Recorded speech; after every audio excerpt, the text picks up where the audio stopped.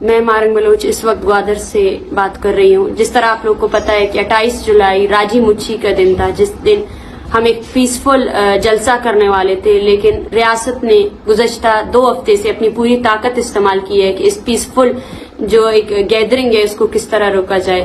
3 دن کے دوران ہمارے تقریباً 1000 کے قریب ساتھی ابھی تک گرفتار ہے اور ہمیں کچھ بھی نہیں پتا ہے.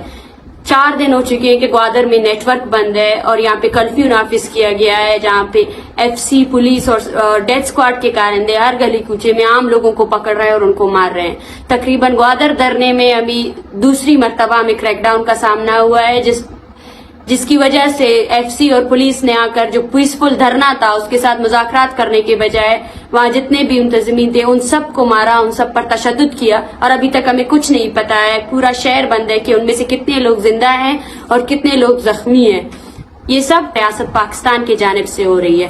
میں آپ سب سے یہی گزارش کرتی ہوں کہ آپ سب لوگ اس جبر اور اس نسل کشی کے خلاف آئیں اور بلوچ تحریک اور بلوچ یکجہتی کمیٹی کا ساتھ دیں. اور اس درمیان اگر بلوچ یکجہتی کمیٹی کے کارکنان اور کسی کو بھی جو بھی نقصان پہنچائے اس کی ذمہ داری اسٹیٹ آف پاکستان کی ہے، گورنمنٹ آف بلوچستان کی ہے، جس کے آرڈرز پر پیسفل مظاہرین پر تشدد کیا گیا. پیسفل مظاہرین آج بھی جن کی لاشیں جی ڈی ہاسپٹل اور مختلف اسپتالوں میں پڑی ہوئی ہے، جن لاشوں کو دیکھنے کے لیے بھی ہمیں اجازت نہیں دی جا رہی ہے. اور کل کو مجھ سمیت یہاں پر کسی کو بھی کوئی جانی نقصان پہنچتا ہے اس کی ذمہ داری اسٹیٹ آف پاکستان اور اس کی ایجنسیز کی ہوتی ہے. شکریہ.